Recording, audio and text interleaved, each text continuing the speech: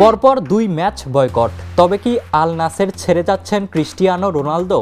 সাম্প্রতিক ঘটনা প্রবাহে সেই আভাসই মিলছে। গুঞ্জন উঠেছে আসন্ন গ্রীষ্মকালীন দলবদলে সৌদি প্রো লিগ ছাড়তে পারেন পর্তুগিজ তারকা।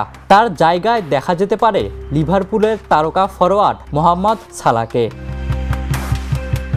রোনালদোর অসন্তোষের মূল কারণ সৌদি আরবের পাবলিক ইনভেস্টমেন্ট ফান্ড বা পিআইএফ। তার অভিযোগ, দলবদলের বাজারে আল নাসেরের তুলনায় আল হিলালের মতো প্রতিদ্বন্দ্বী ক্লাবকে বেশি গুরুত্ব দেওয়া হচ্ছে। এই ক্ষোভ থেকেই আল নাসেরের হয়ে টানা 2 ম্যাচ বর্জন করেছেন রোনালদো।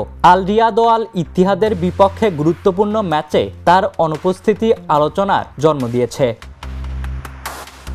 এদিকে জানুয়ারির দলবদলে আল হিলাল করিম বেনজেমাকে দলে টেনেছে, যিনি অভিষেকেই হ্যাট্রিক করে দলকে লিগের শীর্ষে তুলেছেন। এই ঘটনাও রোনালদোর ক্ষোভ বাড়িয়েছে বলে মনে করা হচ্ছে। তবে সৌদি প্রো লিগের কর্তৃপক্ষ জানিয়েছে, প্রতিটি ক্লাবই আর্থিক ও দলবদল সংক্রান্ত সিদ্ধান্ত স্বাধীনভাবে নেয়।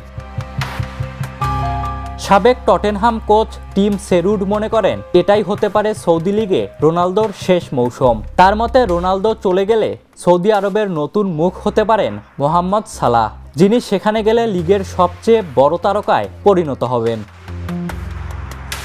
Ishtiaq Mahin, the news.